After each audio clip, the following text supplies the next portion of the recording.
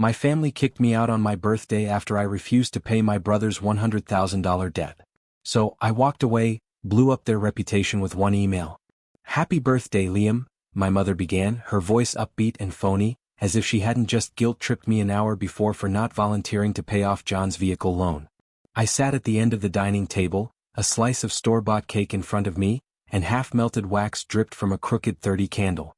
My father slouched across from me, one arm lazily stretched over the chair and the other holding a beer. My brother John, 28, unemployed and evidently averse to responsibilities, was scrolling through his phone with one hand while messaging with the other, using his new iPhone which I had purchased. "So," I said, clearing my throat. My heart was racing but I tried to remain calm. "We need to talk about the money." Dad grunted.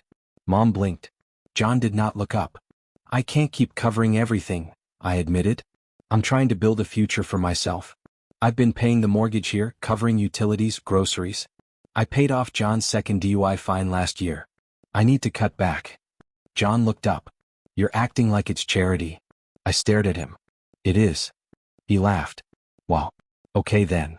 Dad leaned forward, eyes furrowed as if I had just offended the Pope. "Then start with your brother's six-figure debt.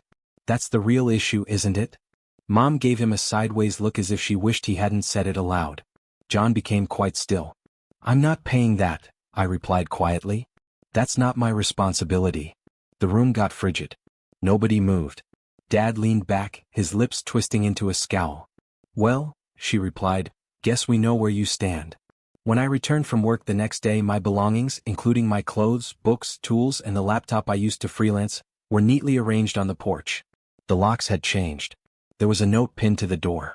"Consider what you've done." That is all it said. I remained there for quite some time, marveling at my mother's handwriting, which was crisp, exact, and unmistakable. I did not knock. I did not yell. I did not cry. I took a big breath, grabbed my stuff, and walked away. I then scheduled the message. The following morning, everything changed. To understand how we ended up with a birthday eviction and a note that felt like a slap, you have to go back 10 years. I was 20 years old when John totaled his first car. Of course they were drunk. Mom cried. Dad screamed. And I, the golden oldest son with a steady job and no record, paid the tow fee and gave him a $3,000 loan for repairs. He never repaid it. It was supposed to be a one-time occurrence, but it somehow established a pattern. When John dropped out of college, it was my responsibility for not assisting him with his studies. When he lost 3 jobs in a year, I received a lesson on how some people simply struggle more. When he overdrafted his account, Mom would call me soft and guilt-ridden. "Liam, sweetheart, he's your brother. Can't you just cover it this once?" I always did. I paid the rent when John was evicted. I paid the insurance for his car, which he drove to parties while I walked to work. I bought groceries, paid our parents' property taxes when they fell behind, and still managed to pay for night classes to earn my electrical system certification. All the while, John spent his days in the basement working on music and doing nothing productive. What is the worst part? He did not even pretend to be grateful. He acted as if it was owed to him. "Liam's doing great," he'd add, waving his hand as if I were a faceless atom. "He's got it. That's what big brothers are for." My parents ate it up. I could have moved out. But every time I mentioned it, Mom would get teary-eyed and say, "This house only feels like a home with you in it." Dad would remark, "Don't be dramatic," and remind me that I only paid a percentage of the costs, such as the phone plan, which wasn't enough. "What about John?" He'd smirk and say, "Why leave when you've got it so good?" Yes, I had it nice. I was working 60-hour weeks and barely seeing daylight while my brother borrowed money from me to buy new headphones. I was skipping lunch to save money while Dad used my paycheck to repair the air conditioner and encouraged me to be thankful I didn't have to deal with a landlord. It all boiled over 2 months before my birthday. I had just gotten home from a 14-hour shift when I saw John preparing a party. My gaming PC, which I had built piece by piece over 5 years, was set up in the living room and connected to his sound system. His friends had passed out on the couch. Beer bottles cluttered the floor. My keyboard was sticky. I did not yell. I just unplugged everything and returned everything to my room. The next morning, Mom gave me a lecture. "You embarrassed him," she continued, her tone caustic. "His friends saw you storming around like a maniac." "They were using my stuff," I explained. "It's not just your house," she retorted. "Everything here is shared." The term shared struck me like a slap. Shared like the mortgage I paid, the groceries I purchased, and the electricity payment that physically came out of my account. That night I reviewed my finances. I was really near. With just a few more months of savings, I'd be able to leave for good this time. Then John had a wonderful new business idea: cryptocurrency trading. He invested $25,000 from his school loans, which he had no intention of repaying, and lost everything in 2 weeks. He blamed the app, the market, and his buddies. He then turned to me. "You could spot me 10 grand, he remarked as if he were requesting a ride to the shop. Just to get me back on track." I laughed, and for the first time in years I declined. That's when the tone changed. I wasn't dependable anymore. I was selfish, ungrateful, elitist. "You think you're better than us now?" Dad inquired one night after supper. "Just because you've got a little money in the bank?" "I'm not better," I said. "I'm just tired." The next morning John sent a tweet that he assumed I wouldn't see. It said, "Some people only give when they believe they can control you. Cut them off and let their true face appear." He received over 300 likes. I didn't say anything. Then came my birthday, and I foolishly and naively believed that we may be able to keep things amicable. A calm dinner, a tiny cake. No drama. Instead, I faced an ambush. Dad kept his eyes on me the entire time, daring me to bring up money. John was cracking jokes about how I should open my trust money, which does not exist. Mom smiled too brightly, as if she could keep everything under control with enough forced enthusiasm. The dam broke when I eventually declared, "I can't keep paying for everything." "Then start with your brother's 6-figure debt," Dad remarked, not as a joke or a challenge, but as an expectation. And when I replied no, they did not dispute. They simply threw me out like rubbish. But they made a mistake. They forgot who taught me to be silent, to be patient, to never react. This time I had a plan. I did not respond to their note. I did not knock. I did not text, did not cry. I just scooped up my things, threw what I could into the backseat of my old Toyota, and drove to the cheapest motel I could find, one of those wayside motels where the air smelled like cigarettes and the vending machine ate your money without hesitation. I sat at the edge of the bed, the note still crumpled in my fist. "Consider what you did." I did. I thought long and hard. Then I scheduled the message. See, throughout the years I've learned a few things. One of which is that each family has its own tale or folklore that they tell themselves. Ours went like this. Liam is dependable. Liam is always helpful. Liam always shows up. And because he always shows up, we can do whatever we like. They had no idea I'd been recording everything for the past 2 years, including every Venmo request, invoice, transfer. Every time I helped someone out, I saved the receipt. Every passive-aggressive message, every guilt trip, every time they stated, "You're being dramatic," when I begged for boundaries was recorded, saved, and dated. Then there was the letter I wrote months ago before my birthday when I first considered leaving. It was not a farewell letter. It was a confession about everything. How I paid off my second mortgage without informing them since the bank called me, not them. How I discovered John had stolen my identity to apply for a $15,000 personal loan, which was denied, thank God, but the inquiry remained on my credit report. How my parents knew and advised me not to seek charges. "Family sticks together," they remarked. I was stuck, until I did not. That morning after I was kicked out of the house I had paid for, I hit send. I didn't simply send it to them. I forwarded it to our entire family, my godmother in Tampa, Uncle Rob in New Jersey, my mother's relatives, my father's siblings, their church group, and everyone else, along with the receipts, screenshots, bank records, text messaging, vocal recordings, everything properly ordered. I even attached a spreadsheet titled, "What Liam Actually Paid For." It became viral within our family in less than an hour. By lunchtime my phone had 26 missed calls from Mom and 8 from Dad. John did not call. He sent one text message. "You didn't have to do that." It was frigid. I didn't respond. At 12:37 p.m. my Aunt Sylvia, whom I hadn't seen in years, sent me this message. "Good for you. I've always known they were using you. I'm proud of you, honey." Then came the fallout. Apparently, my parents' reputation in their small suburban bubble meant more to them than I realized. The picture of the ideal, close-knit, morally upright family was destroyed. People began asking questions. Why was Liam paying the bills while John was on vacation? Why did the note on the door resemble something from a Lifetime movie? Why did John get new headphones, footwear, and tattoos while unemployed? Why did Liam reside in the basement as if he were a tenant, despite paying for everything? Dad tried spinning it. "We were giving him structure," he informed a relative. "It was all agreed upon." Wrong move. I had attached a recording from the night they kicked me out. I'd been recording with my phone, which I had placed into my jacket pocket before supper. The voice note was very clear. Dad, then start with your brother's debts. Me, I am not paying that. Dad, now get out. Mom, consider what you did.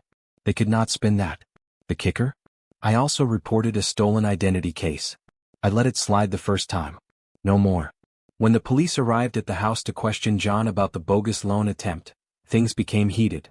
A neighbor captured everything on video, angry voices, a slammed door, and John ranting something about how he deserved a break. Someone, perhaps my mother, yelled, "We told you not to make this worse." That clip was shared on the local neighborhood Facebook group. And just like that, the family that used to gossip about other people's dramas became front-page news. I didn't see it happen. I was too busy moving into my new downtown apartment, a one-bedroom above a flower shop. Quiet sunlight in the morning. A kitchen that did not smell of previous disputes. I paid the deposit with money that I should have saved all along. That night I sat on the couch, with no TV, only my laptop and some takeout, and watched the madness develop from afar. They tried calling me again dozens of times. When I did not respond, Mom showed up at my workplace. She waited in the lobby, her eyes red, carrying a Tupperware of my favorite dish as if that had been used for years. I met her outside. She opened her mouth, but I interrupted her. "I'm not coming back," I explained, calm, even cold. "Liam," she murmured, "you're tearing this family apart." I laughed. "No," I replied. "I just stopped holding it together." She flinched. And for once I did not feel guilty. That was the moment everything changed, not only the familial dynamic. I could finally see them clearly. Not as powerless parents, not as a struggling brother, but as people who had made decisions repeatedly. They were now experiencing the repercussions. It's strange how silence can seem louder than screaming. For the first time in my life, I wasn't woken up by the sound of Jay's music rattling the drywall, or Dad throwing a tantrum while wearing a polo shirt. I wasn't avoiding Mom's passive-aggressive moods, waiting for the next emotional minefield. Instead, I experienced quiet. In the morning, I made coffee without checking to see if someone had used the last of the milk. I could leave my wallet on the counter without worrying that it would go gone. I wasn't required to justify every purchase, boundary, or breath. Nobody asked for money. Nobody requested explanations. Nobody texted me just to manipulate me. It was unsettling at first. I kept expecting the silence to cease, as if I'd walk in the door and find John sprawled on my couch, shoes on the cushions, begging if I could locate him again. But they never arrived. The calls did not stop at first. Mom left lengthy voicemails, her voice weak and laced with guilt. "Liam, this isn't you. You've always been the strong one. The helper. Please don't let pride ruin our family." Dad sent only one text message. "You should be proud of yourself." I did not respond. Eventually the communication slowed and ceased. 3 weeks after moving out, I received a letter, handwritten, from John. It was surprisingly brief. "I am aware that I made a mistake. I was only doing what they always allowed me to do. But now everything has turned against me. Mom and Dad are in a mess. Nobody talks to us anymore. You blew everything apart. I hope it was worth it. No apologies. Only blame." That explained all I needed to know. I didn't respond. Instead, I set to work restoring what they attempted to take from me. I signed up for a coding boot camp, which I'd wanted to do for years but had put off because we need help with the bills. This month, I began freelancing in the evenings, saving for the future I desired, not the one they forced me to fund. I found genuine friends, people who asked for nothing except honesty, people who were more concerned with who I was than with how much money I made. I joined a local climbing gym. I rediscovered my affinity for movement and risk, for pushing myself on my own terms, not hauling people who refused to move. Therapy was also helpful. It turns out that years of being the fixer leave unseen marks. My therapist referred to it as parentification, which occurs when a youngster is expected to act emotionally and financially like an adult. She helped me realize that I was never selfish. I was fatigued. Meanwhile, in the old house, they imploded. Mom needed to go back to work. She despised it. She'd spent the last decade playing home manager with someone else's money, mine. Dad began drinking more. He apparently got into a heated argument with a neighbor who inquired about Liam's circumstances. According to what I've heard, John has finally landed a job at the gas station. It lasted for 6 days. He then blamed the manager, as he always does. Extended relatives withdrew. They had seen too much. I had heard too much. The evidence did not support the myth of our happy little family. And I didn't care. For the first time in my life, I wasn't attempting to repair it. I did not go to Thanksgiving. I spent it with a friend's family who joked at the dinner table rather than walked on eggshells. I brought pies. They called me family and they meant it.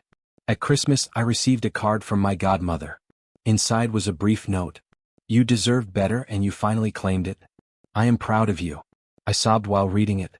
Not because I was sad, because for the first time I felt understood. You know what happens after you start a fire in your previous life? Nothing. There are no big explosions, no last-minute reconciliations, just silence. And it is the most beautiful thing I have ever heard. For the first time in 3 decades, my phone did not ring with guilt-inducing texts or last-minute money pleas. There were no urgent calls about John losing his license, Dad needing help with his taxes, or Mom crying because we no longer feel like a family. They expected me to crawl back. They always have. They assumed I'd feel guilty. They expected me to feel alone. But this is what happened. I felt free. I could breathe. I could stand in my own space, which I had paid for, furnished and cleaned, without fear of someone stealing my food, taking my keys, or threatening my future. I'd been carrying my family on my shoulders for so long that I forgot how it felt to walk erect. To live for oneself. To be unnecessary. They used to refer to me as the family's backbone. No, I was the fuse. And now that I'm gone, the fire they kindled around me can only spread back to them. 2 months after the incident, I ran into John. Of course, it was in a petrol station. He was behind the counter with a crooked name tag. Eyes sunken. He still had that phony swagger, but it looked worn out, like a poor imitation of a better version of himself. Liam, he said, smirking. Didn't expect to see you in town. I just nodded. He leaned in. You know, you really screwed things up for them, right? I blinked. You mean when I stopped paying your debt? He shrugged. They're still dealing with the fallout. You really made a mess. I looked him dead in the eyes. You're mistaking me cleaning up my life for ruining yours. Then I paid for my gas and left him gaping at the door, as if he couldn't believe the ATM had walked away. He still doesn't understand it. Neither of them do, because people like John do not learn from the repercussions. Not till the funds run out. The spotlight fades. And I'm not going to remain around to see how that play ends. Here's what no one tells you about leaving a dysfunctional family. The distance is not what hurts. It is the understanding that you have never been loved unconditionally. You were useful, valued for your silence, sacrifice, and bank account. But love without respect is not love. It is leverage. So when people ask, would you ever speak to them again? I do not hesitate. No, because I finally value myself more than their approval. I used to want their affirmation as much as oxygen. Every good grade, every promotion, every loan I repaid, a fervent hope that this time they would notice me. However, they only saw what I could do for them. Never knew who I was beneath it. Now I see myself. A man who paid off 3 mortgages that were not his. A man who stayed up late to tutor his brother who never tried. A man who kept the lights on in a home that always made him feel like a visitor. And finally, a man who declared, no more. I created a new life from the ground up. This time, the foundation is not based on guilt or responsibility. It is serene. It is a decision. It is mine. I spend my weekends hiking, reading, and attending classes. I'm learning photography, which I'd been putting off for years due to other pressing financial obligations. I'm dating someone who does not need saving, who asks about my day, who doesn't call me selfish for setting boundaries. Sometimes, late at night, I lie in bed and reminisce about the youngster I used to be, the one who walked gingerly through his own home, who handed over his paycheck in a ritualistic manner, who believed that if he worked hard enough, they would love him the proper way. And I whisper, you got out. You made it. You don't owe them silence anymore. Let them chatter. Allow them to twist the story. Let them label me ungrateful, theatrical, and cold. Because here's the truth they'll never speak in public. Without me, their system failed. Their falsehoods were ineffective. Without me, the truth eventually emerged, loud, raw, undeniable. And I didn't even need to yell. I just walked away. And occasionally, the quietest act of disobedience is keeping the door locked.